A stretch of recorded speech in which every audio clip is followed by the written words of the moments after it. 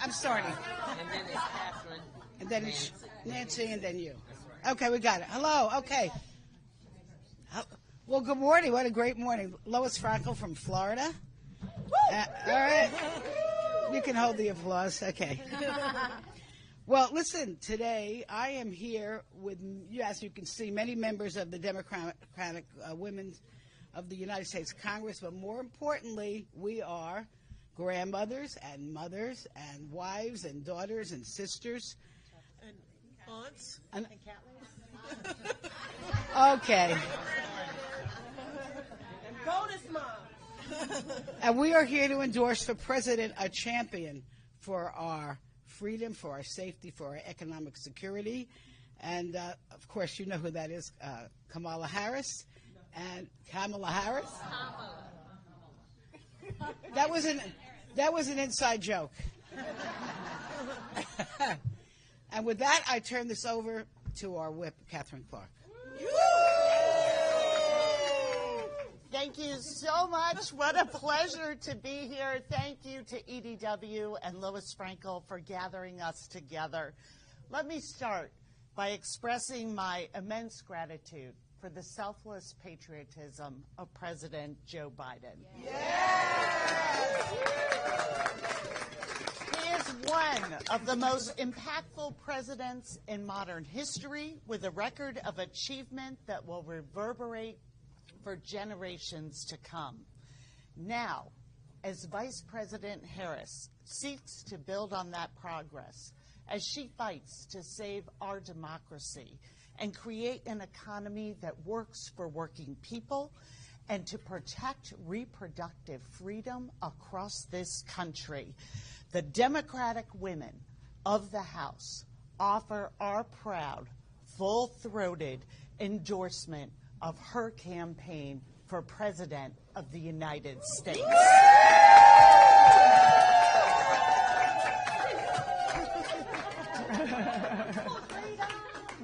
That's right. We see ourselves in her, and more importantly, Kamala Harris sees us.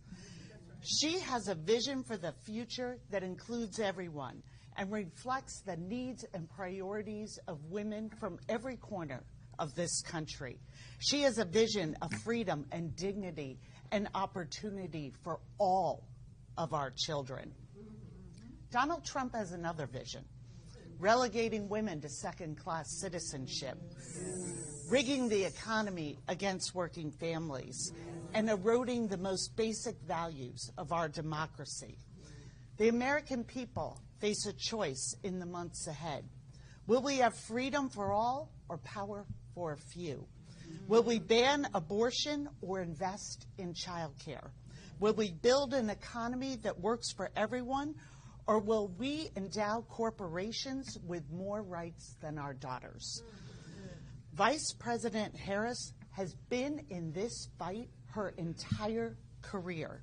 Through every chapter of her public service, she has been the antithesis of Donald Trump. She leads with dignity and compassion. He capitulates to cruelty and greed. She stood up to Big Pharma. He gave them a tax break. She cut childhood poverty in half. He crashed our economy. She lowered the cost of health care for millions of families. He wants to gut Medicare and repeal the ACA. She prosecuted sex offenders. He is one. The stakes of this election are without precedent. Our democracy is on the line. Our freedom is on the line. The unfulfilled promise of our republic is on the line. And thank goodness we have a champion in Kamala Harris who has stood forward. We are united behind her because she is the experienced leader we need at this moment, at this crossroads in our history, to be our champion, to reject extremism and build a future worthy of all of our children. And speaking of champions for children, it is my pleasure to yield this podium to the iconic, the legendary Speaker Emerita, Nancy Pelosi. Thank you very much, Whip Clark, for your very, very inclusive and comprehensive presentation about what is at stake. Two different visions of America. America was truly blessed, has been, continues to be blessed by the wisdom and the magnificent leadership of President Joe Biden. With love, okay. With love and gratitude, I salute President Biden for always believing in the possibilities of America. You know, when he said, when they say, what's one word? When people ask me, give me one word about America, he said possibilities. And those are possibilities for every family to reach its fulfillment. In his belief in possibilities, in his goodness, in the goodness of the American people, and working to make it possible for people to reach their fulfillment. Last night, we saw President Joe Biden talk about his legacy, which frankly is our legacy too. The House Democrats passed those occasionally bipartisan, hopefully more so in the future, but nonetheless. And Whip Clark went through some of that in saying the difference between the two visions for America, for Kamala, Vice President Harris, soon to be President Harris, and what's his name? So last night we saw President Biden, one of the most consequential presidents in American history, who accomplished so much in the progress that we've discussed, to say the best way to have the progress go forward is to pass the torch to another generation. And that is what he did, with great eloquence, with great values, with great vision. And as our distinguished Whip Clark said at the end about our children, and what Kamala Harris is about, and I've known her for decades. I know her officially, her strength. Kamala is about strength and determination in terms of public policy. We know most recently in terms of a woman's right to choose, but the list is vast, as Whip Clark mentioned. I know her personally. She's a person of great faith, of deep faith, and commitment to public service in the most unselfish way. And again, politically, make no mistake, this is a politically astute Vice President of the United States. I've seen her in action. I can talk about it on another occasion at more length, but let me just say, she is capable, officially, personally, and politically, to lead us to victory in November.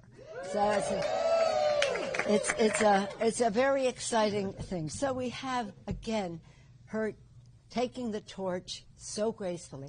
Now, not to go back into the contrast, but because it was very eloquently presented by our Whip, but there are some other things, too.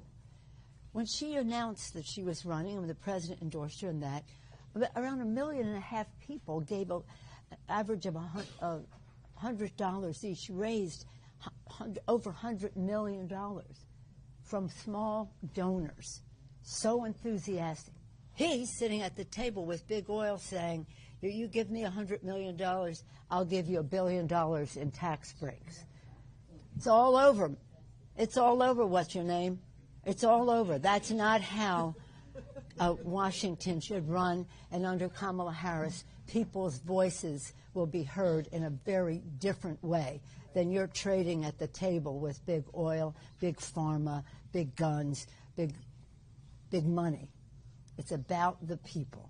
So again, as our distinguished Whip said, it's about what we're doing here for the children, honoring their aspirations.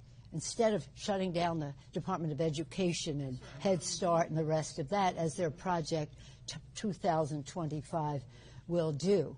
Instead, it's about honoring the vision of a democracy, the courage of our founders, the courage of our men and women in uniform to protect our freedoms, and again, the aspirations of our children. Are we ready? Are we ready? Now, as you know, we believe that when women succeed, America succeeds. And one of the champions of that motto is Congresswoman Joyce Beatty of Ohio.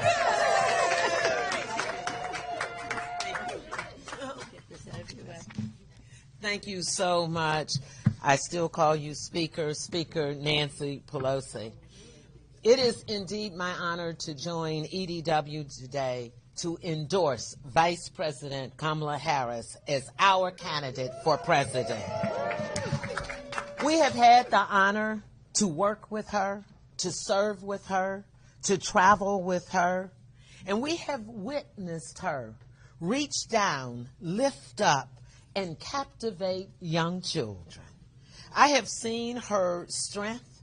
I have seen her as America has seen her stand up for law and order and justice, as well as a protector of those whose voices are not heard.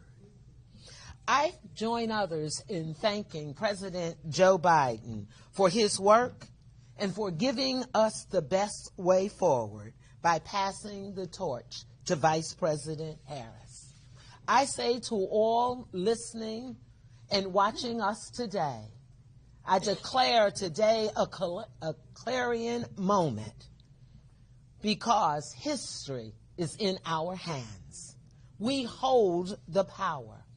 This past Sunday, 44,000 women joined a call to support our candidate, Vice President Harris.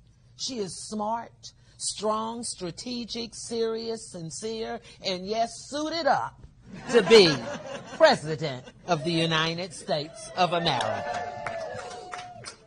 She has been a strong governing partner with President Joe Biden.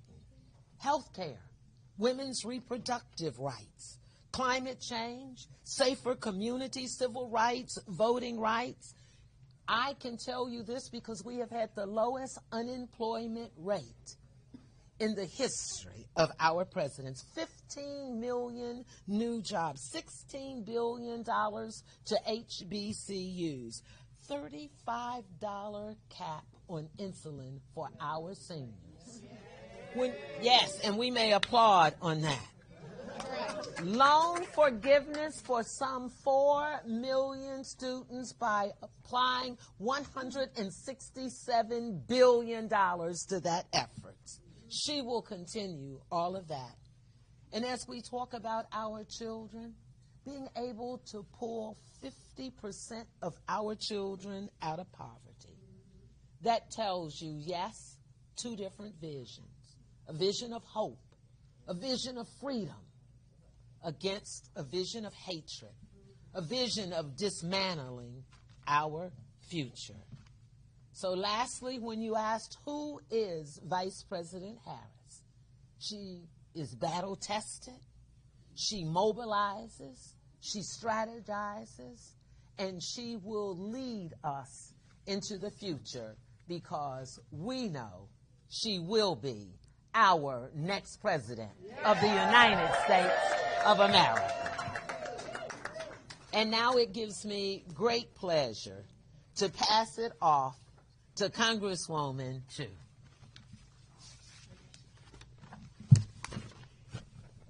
Hello, I'm Congressmember Judy Chu, and I'm proud to stand with elect Democratic women as we endorse Kamala Harris as our next president of the United States. And let me talk about the issue that is front and center for women right now. 2 years ago, the MAGA justices on the Supreme Court ripped away reproductive freedoms from tens of millions of Americans with their Dobbs decision. For the first time in America's history, young women have fewer rights than their grandmothers. But Vice President Harris has been on the front lines in the fight against this. She's not only been our party's leading messenger on reproductive freedom, she will ensure that Trump's role in overturning Roe is front and center in this election. We know all too well that the stakes can't be higher this November. Our very rights are on the line. All of us are here today fighting hard to protect women's freedom to make deeply personal decisions of when to start or grow their families. We are fighting to ensure that women's health care decisions remain between them and their doctor. Democrats have been winning on this issue in every state where abortion has been in the ballot, including deeply conservative states. That is why we've seen Republicans try to hide their extreme stances, knowing how unpopular they are. But make no mistake, regardless of what he says on the campaign trail, if Trump wins, he will pass a national abortion ban on day one. But this will not happen with Vice President Harris as our nominee. Democrats will run a campaign focused on our vision to build a better future, a country where hard-working American taxpayers can breathe easier, and our fundamental freedoms, including every woman's right to make her own health care decisions, are respected. When we elect Vice President Harris as our next president, and when we take back the House and keep the Senate, she will finally sign my Women's Health Protection Act into law and restore the right for every woman in this country to receive abortion care no matter what their zip code.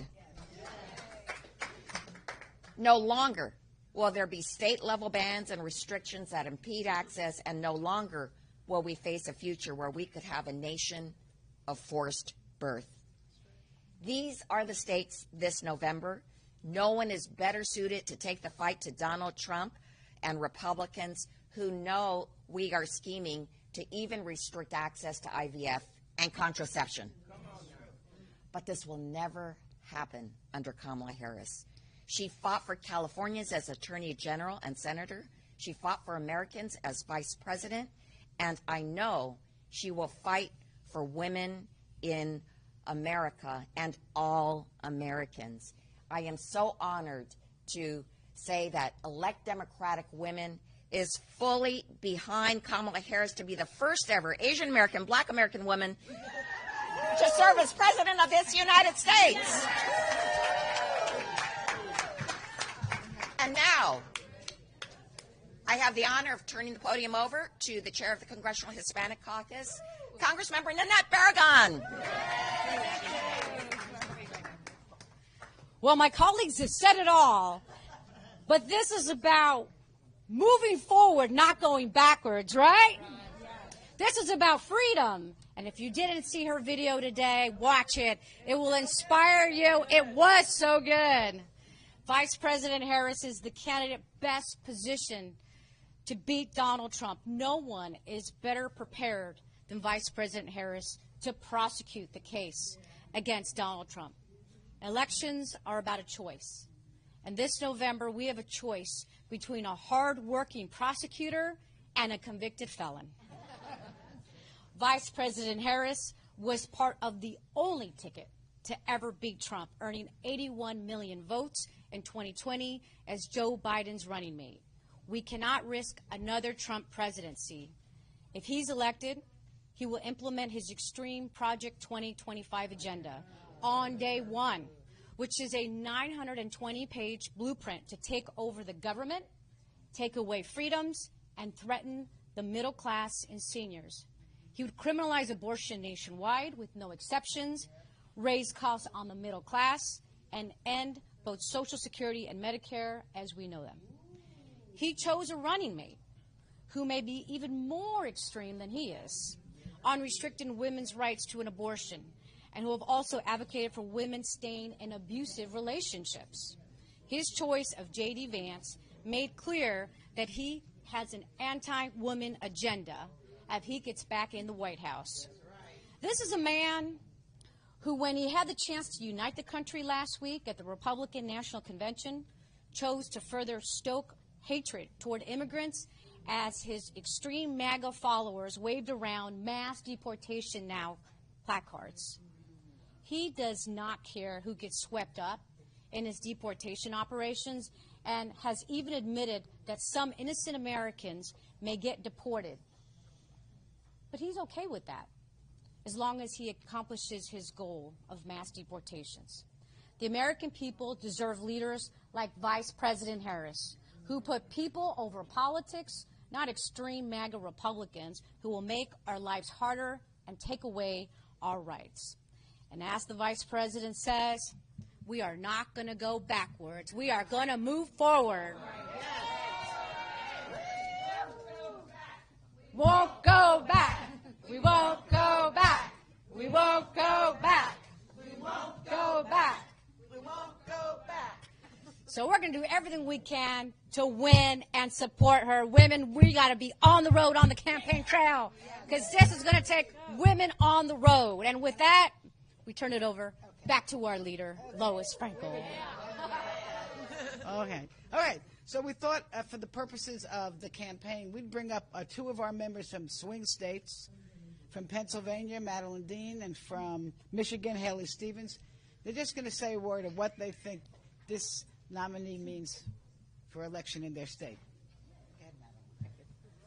Well, good morning, everybody. I'm Madeline Dean from the Keystone State, the Commonwealth of Pennsylvania. Lois, thank you, elect Democratic women, for this extraordinary showing of support for Vice President Kamala Harris. I join my voice with all of yours to endorse Vice President Kamala Harris. I'll be brief. I want to first say about the president. How beautiful was his speech last night, his remarks to the nation. It was just magnificent. A round of applause for the selflessness. How lucky have we been to serve alongside him these 3.5 years, and for the next 6 months, I can't wait for what the future brings. But I say that I come from the Keystone State. You know, by way of our history, Pennsylvania was considered the Keystone State back in the colonial era, the founding of our country, because of its geographic, political, and economic centeredness. We are going to be the Keystone State again in this election when we elect Kamala Harris and whomever her vice presidential running mate might be. It is her choice. I can't wait to hear what it might be. But Pennsylvania is so excited, so ready for the first African-American, Asian-American woman to be president of the United States. I associate myself with the beautiful, eloquent words of everyone here, and I want to end with what she just started today. If you saw her campaign launch video, her phrase is, "We choose freedom. We choose freedom. We choose freedom." The contrast couldn't be greater. Proud to stand here endorsing Vice President Kamala Harris. Michigan, Haley Stevens from Michigan, and I just want to say from the heart of automotive country, Joe Biden has passed the keys to Kamala Harris to be the first woman, the next president of the United States. Kamala Harris loves Michigan. She was there making sure. Oh, yes, it does. Yes, it does.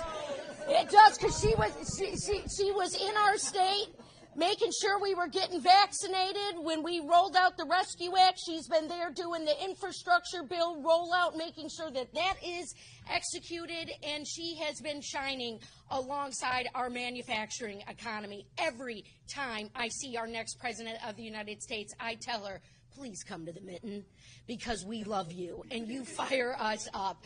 So I'm so proud to stand here alongside my sisters, elect Democratic women who do the work to get women into office. And now we are taking on the ultimate charge, which is to get Kamala Harris as our next president. This is a big moment. I am so proud of President Biden.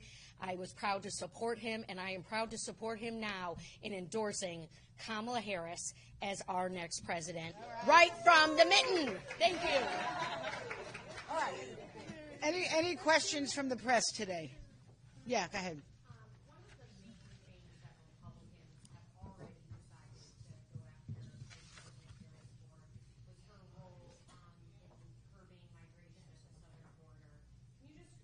Yes, you're going to just take all the good stuff. Well, first of all, this is some more misinformation and disinformation. The vice president was never in charge of the border. She was never in charge of immigration policy. On the contrary, it's Department of Homeland Security Secretary Alejandro Mayorkas is in charge of border policy. He's in charge under Homeland Security. And Republicans already tried to impeach him and failed. So what are they doing now? They're making it up and blaming her. What Vice President Harris was in charge of addressing root causes of migration, a diplomatic effort in other countries, in the Northern Triangle in specific. And you ask, what did she do? She helped raise $5 billion to invest in the economy in these countries with the private sector. And when she first started, migration from those countries started at 41%. 41% of people that were migrating were coming from those Northern Triangle countries. In 2023, that went down to 21%. So don't come and start the false lies, because we're going to make sure to correct them. All right. Bring the receipts, Chair. Bring the receipts. Oh, the other thing that I didn't mention is we are actually at a low of border crossings, lower than even when Biden left. So what has been done by this administration right now has been working, and we got to continue to get Congress to pass comprehensive immigration reform, and that is ultimately what we got to do to fix the broken immigration system, something Republicans are not interested in doing. Now on January 20th, when Joe Biden took the oath, day one, he had an immigration reform bill, which Republicans have walked away from that and other bills that were approved by border security agents because they want to knock on the doors issue of Michigan, and not the Wisconsin solution. in 2 days.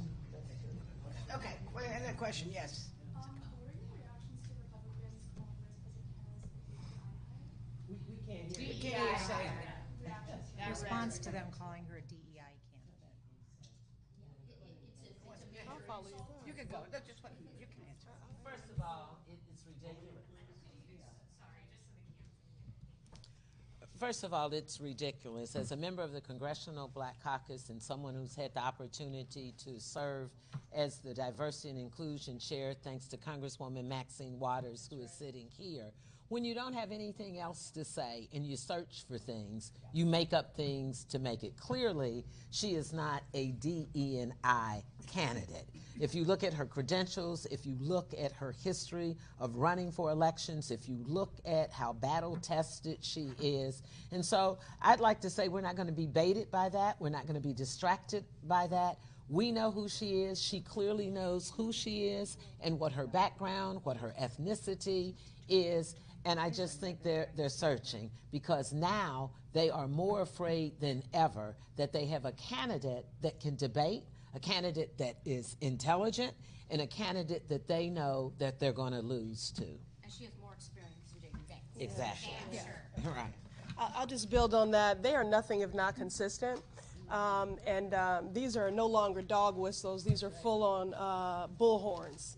And it's predictable. But Kamala Harris has been a woman of color her entire life. She knows what it is to be underestimated. She knows what it is to be discredited. And those who underestimate her do so at their own peril. Kamala Harris is poised. She is prepared. And she is qualified. And she is poised and to build the broad coalition that we need to win decisively in November. Okay. Well, I wish, just think about it. She was the Attorney General of California, the U.S. Senator, and the Vice President. And she was a district attorney. All right. That other question? Yes.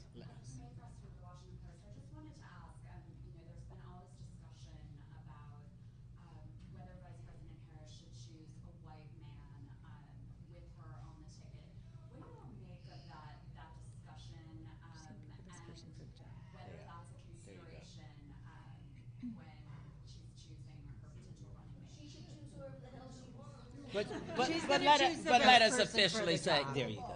She will choose the best qualified person for the job, the best person to serve this nation with her. Last question. Yes, Claudia Quesada with NPR. We keep hearing about the Biden campaign infrastructure moving over to Harris. Can you talk a little bit about getting the campaign trail for Harris? If you're doing it before for Biden, how it changes, how it may not change? I think I could just say this: we'll all be out there for her. Everybody in this room, and many more. Go ahead, I And- think We can speak to that. in meeting with her campaign folks, let me just tell you, it was a Biden-Harris ticket. And so when the Biden-Harris ticket was put together, they jointly worked with, approved with those individuals who were serving. Think about it, 105 days before the election, who in their right mind would try to vet, start over with a new campaign, with new financials, and with the momentum that we've had from day one with her? I'd say this team is doing just fine. And are there certain states that are more in focus now in terms of the messages that they'll be bringing to the campaign trail for her? I think the important thing to remember is that in this moment, okay, I guess the mic. Yes, I mean, new states will be in play because in real time, we are building a new battleground map, and she's putting together her coalition of voters. So that will certainly impact the strategy. But if you look at the groundswell, I mean, it is just, right, right. I don't want to get into too much polling data, but the point is that there's great enthusiasm, a lot of excitement, and we all have already been on the trail, and we can't wait to get back out there. Thank you.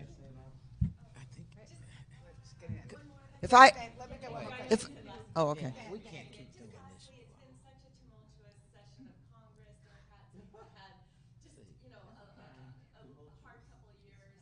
It does seem like, there is this sort of new energy. If it's the one of the questions, we're not going to start over and just start talking. We need to end. I'm happy to take a Okay, a lot of this is going to be anecdotal. I can tell you my colleague from Wisconsin told me that 2 weeks ago they had a rally, there were 400 people.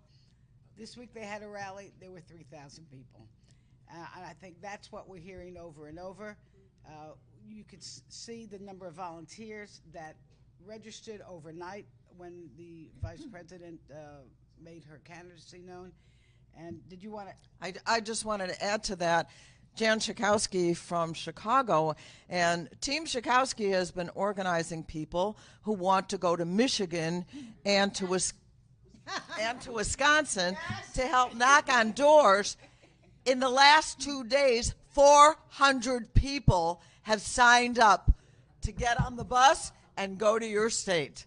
It's so exciting. Suzanne Bonamici from Oregon. We've also seen an incredible increase in enthusiasm from younger generations and an increase in voter registration among 18 to 30-year-olds. It's been really phenomenal to see the engagement of younger voters, which is really, really exciting and inspiring.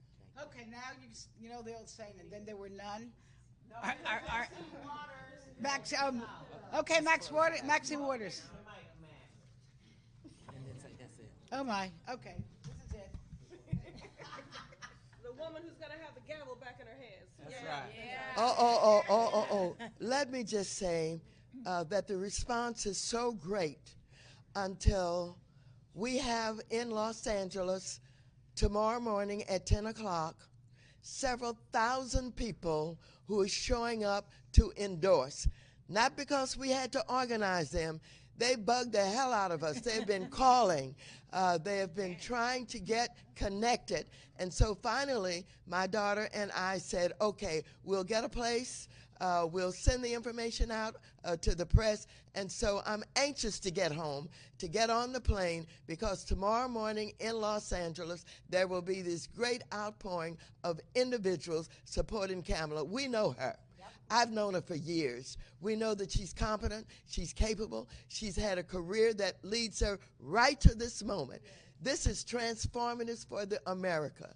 What we're seeing now is someone who's going to help unify this country, someone who is at the right time, at the right place to do the right things, having not only had a career that led her here, but she had a partner in Biden. I love Biden, and I did not want him to step down, but he did it the right way. He stepped down, and he endorsed a woman of color, and it threw everybody into a new kind of possibility that could happen in this country. So I'm delighted, anxious to get out of here. We're going to be jamming tomorrow morning. Thank you. Thank you. Thank you. jamming.